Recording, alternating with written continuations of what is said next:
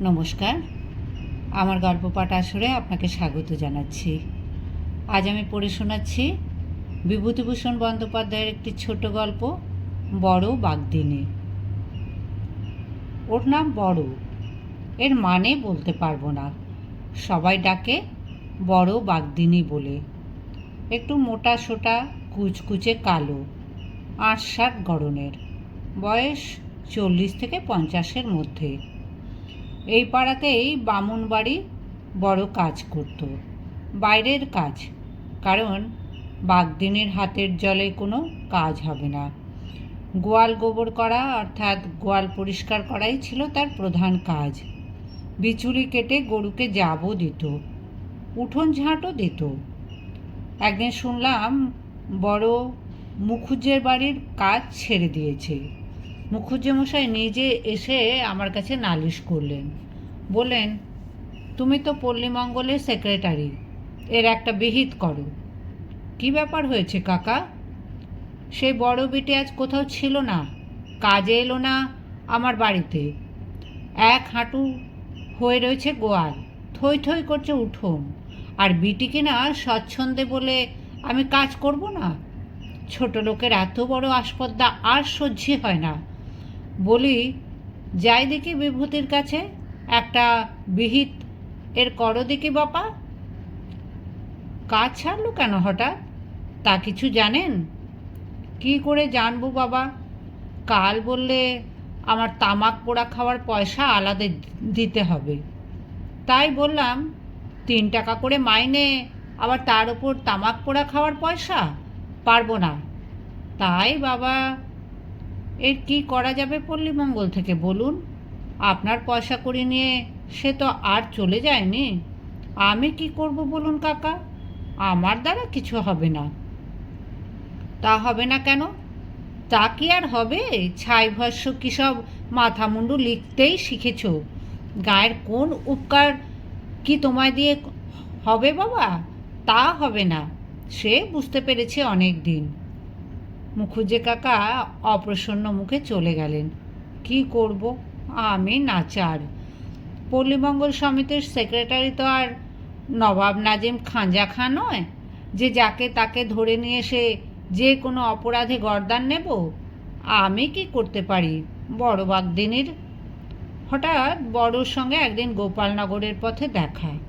একটা ভাঙা চুপড়ি কাঁখে সে বাজারে যাচ্ছে, পরনে শতচ্ছিন্ন মলিন বস্ত্র। বললাম, কি বড়, ভালো আছো? বড় থমকে রাস্তার এক পাশে সরে গিয়ে দাঁড়ালো জড়সড় হয়ে আমায় পথ দেবার জন্যে। যদিও তার কোনো প্রয়োজন ছিল না, পথ দুজনের পক্ষে যথেষ্ট চওড়া।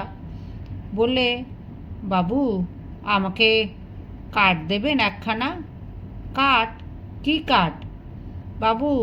সেই রেশম কাঠ। বুঝলাম। তোমার নেই? না বাবু, কে এনে দেবে? মোদের কথা কি কেউ শোনে? কাপড় নেই, এই দেখুন এই কাপড়খানা। বড় আঁচলের অংশটুকু আমার সামনে মেলে ধরল। বললাম, থাক থাক, ও দেখাতে হবে না, দেখেই বুঝতে পারছি। কথাটা তখনই মনে পড়ে গেল। বললাম, আচ্ছা, মুখুজ্জে বাড়ির কাজটা ছেড়ে দিলে কেন হঠাৎ? মুখুজ্জে কাকা সেদিন বলছিলেন। বড় আমার পাশ কাটিয়ে যাওয়ার চেষ্টা করে বলল, সে বাবু আর আপনার সামনে বলবো না। একটু এগিয়ে গিয়ে পেছন ফিরে আমার দিকে চেয়ে বলে, ওনার মতিগতি ভালো না বাবু, এই একটা কথা আপনাকে বললাম। বড় চলে গেল। ব্যাপার কি?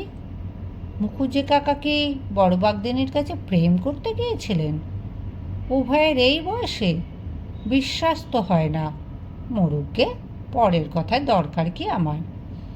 পৌষ মাসের প্রথমে ভীষণ শীত পড়ল। একদিন রাত 10টার পর ওপাড়ার হাজারি ঘোষের বাড়ি থেকে ভাগবতের কথকতা শুনে ফিরছি।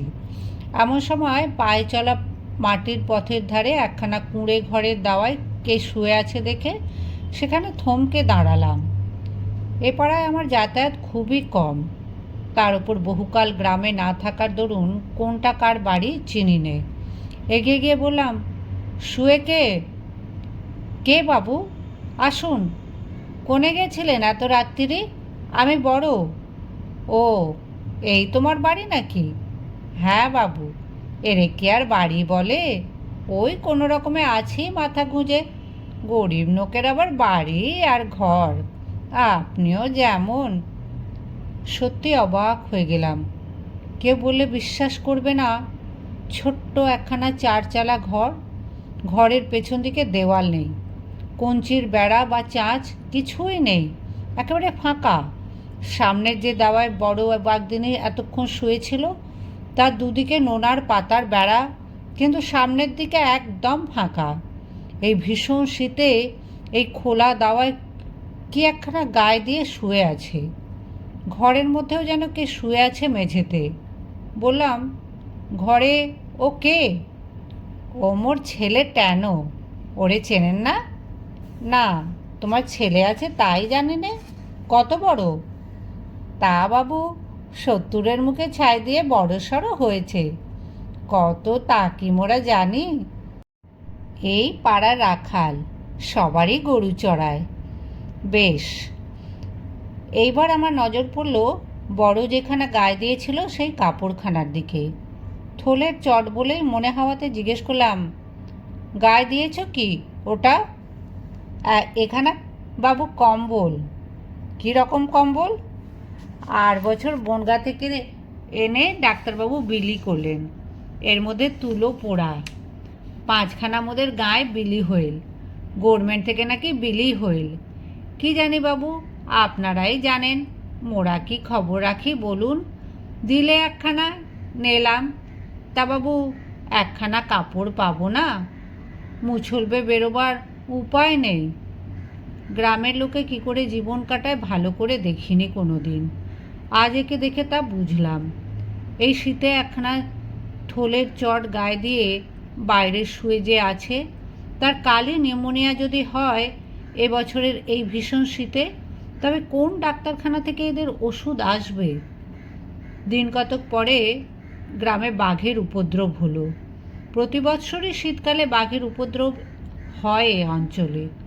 লোকের গোয়াল থেকে গরু বাছুর নেয়, রাত্রি চড়া গরু তার পরের দিনের আলো হয়তো আর দেখে না। এবছর উপদ্রবটার বাড়াবাড়ি দেখা গেল। দিন দুপুরে দক্ষিণ মাঠের বেগুনের ক্ষেতে কি নয়ালি দিঘির পাড়ের জঙ্গলে চুয়াডাঙ্গার রাস্তার অশ্বত্থ গাছের তলায় বাঘকে শুয়ে থাকতে দেখে চাষি কি পথ চলতি লোকে। ফুটফুটে জ্যোৎস্না রাতে ইছামতির ধারের বাঁশবনের পথ দিয়ে শীতে জেলে মাছ ধরে নিয়ে তেঁতুলতলার ঘাট থেকে বাড়ি ফিরছে মস্ত বড় বাঘ, অবশ্যই শীতে জেলের বর্ণনার অনুসারে। রাস্তা জুড়ে শুয়ে আছে, জনপ্রাণী নেই তেঁতুলতলার ঘাটের পথে, বাঘও নড়ে না। শীতে জেলের নজজও নতস্থ অবস্থা। তারপর বাঘটা হঠাৎ লাফ দিয়ে পাশের ঝোপে কেন পালিয়ে গেল সেই জানে। একদিন তো আমারই বাড়ির পেছনে বাঁশবনে সন্ধ্যা রাতে ফেউ ডাকতে শুরু করলো। হাট থেকে ফিরবার পথে বড় বাগদিনের ঘরের পাশ দিয়ে এলাম ওকে বাঘের কথাটা বলে সতর্ক করে দেবার জন্যে। জ্যোৎস্না উঠেছে সন্ধ্যার অল্প পরে, তেমনই শীত। বড় দেখি দাওয়ায় শুয়ে আছে, মাথার কাছে একটু করে খুঁটের আগুন, একেবারে লেপ মুড়ি দিয়ে শুয়ে আছে। কি বড়, এত সকালে শুয়ে পড়েছ? বাবু আসুন, বড্ড জ্বর এল দুপুরবেলা, আজ আর হাটে যেতে পারিনি, চটখানা মুড়ি দিয়ে পড়ে আছি। তোমাকে এলাম একবার সাবধান করে দিতে, বাইরে এরকম শোয়া ঠিক না। কাল তো আমার বাড়ির পেছনের বাগানে বাঘ ঢেকেছে, তোমার ঘর আরও বনের মধ্যে। বাবু কিছু হবে না, বাঘে মোদের কি করবে, ও ভয় নেই মোদের। তা থাকলে কি আর 12 মাস এই ফাঁকা জায়গায় শুতে পারি? ও মোদের সয়ে গিয়েছে, ভয় ডর থাকলে কি মোদের চলে? একদিন পরের কথা, সকালবেলা হই হই ব্যাপার, সবাই ছুটছে ও পাড়ার দিকে। বড় বাগদিনীকে নাকি শেষ রাতে বাঘে মেরেছে, সঠিক খবর কেউ দিতে পারে না। ব্যাপার কি দেখবার জন্য ছুটলাম ও পাড়ার দিকে। গিয়ে দেখি বড় বাগদিনের ঘরের উঠোন লোকে লোকারণ্য। বড় বাগদিনের গলা সকলকে ছাপিয়ে উঠেছে। সে হাত পা নেড়ে কি একটা বর্ণনা করছে সকলের সামনে। আর সেই জনমণ্ডলীর মাঝখানে বড় বাগদিনের দাওয়ার ঠিক সামনের উঠানে একটা বড় গুল বাঘ মৃত অবস্থায় পড়ে আছে। বড় বাগদিনী নাকি বাঘটাকে গত শেষ রাতে কাস্তে বঁটি দিয়ে মেরেছে। জিজ্ঞেস করলাম, কাস্তে বঁটি দিয়ে অত বড় বাঘটাকে? তখন বড় আবার আমার দিকে ফিরে তার কাহিনী গোড়া থেকে শুরু করলে। সত্যি সে বাঘটা মেরেছে এবং বঁটি দিয়ে মেরেছে। শেষ রাত্রে বাঘটা ওর ঘরের পেছনে এসে হাঁক পাড়ে। বড়োর ছেলে ঘর থেকে ভয়ে চিৎকার করে উঠতেই বড়োর ঘুম ভেঙে যায়। ছেলেকে বাঘে ধরেছে ভেবে ও দাওয়ার কোণ থেকে কাস্তে বঁটি নিয়ে বাঘের ঘাড়ে পড়ে। বাঘ আসলে তখন ধরেছে ওদের সেই ধাড়ি ছাগলটাকে। অন্ধকারে দেখাই যাচ্ছে না বাঘে ছাগল ধরেছে না ছেলে ধরেছে। কাস্তে বঁটি দিয়ে বাঘের ঘাড়ে মরিয়া হয়ে নির্ঘাত কত কোপ দিতে বাঘ সেখানেই ঘাড় কাত করে মুখ থুবড়ে পড়ে যায়। এই হলো বড় বাগদিনের বর্ণনা। ভিড়ের মধ্যে মুখুজ্জে কাকা ছিলেন। তিনি বললেন, তোর একটুও ভয় করলো না ওর সামনে যেতে? বড় বললে, মোর কি তখন জ্ঞান ছিল ঠাকুর দাদা ঠাকুর? মোর আজ 2 দিন জ্বর। ওই উনি আমার দিকে আঙুল দিয়ে, পরশু দেখে গেছেন। বাঘ হ্যাঁকর হ্যাঁকর করে উঠল, তাও শুনলাম জ্বরের ঘুরে। মোর ছেলে চিৎকার করে উঠল, তাও শুনলাম। জ্বরের ঘুরে ভাবলাম মোর ছেলেটাকে বাঘে ধরেছে। তখনই কাস্তে বঁটি কোণ থেকে তুলে নিয়ে ছুটে গিয়ে ঝাঁপিয়ে পড়েছি। মোর তখন জ্ঞানগম্যি নেই। ছেলেকে বাঘে খাবে আর মুই বসে দেখব? মোর পেরান যায় আর থাকে। বাঘ আসলে মোর ওই ধাড়ি ছাগলটা ধরেছে তখন। মুই কি অন্ধকারে চোখে দেখতে পাচ্ছি কিছু? মুই ভাবলাম মোর খোকারে ধরেছে। ক্রমে ভিড় আরও বাড়তে লাগলো দেখে আসবার উপক্রম করছি। এমন সময় বড় বললে, বাবু একটা কথা, মোর কাপড় একেবারে ফালা ফালা হয়ে গিয়েছে বাঘের সঙ্গে হুড়যুদ্ধ করতে।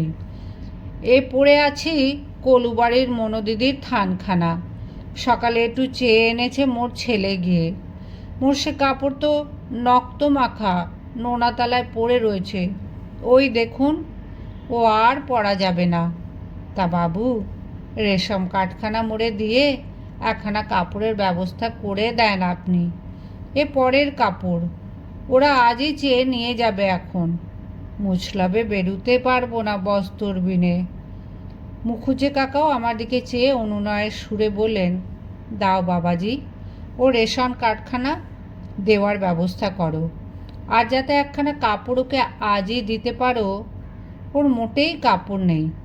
যাতে হয় বাবাজি, তুমি মনে করলেই হবে। মুখুজ্জে কাকা আমার হাত দুটো ধরেন আর কি।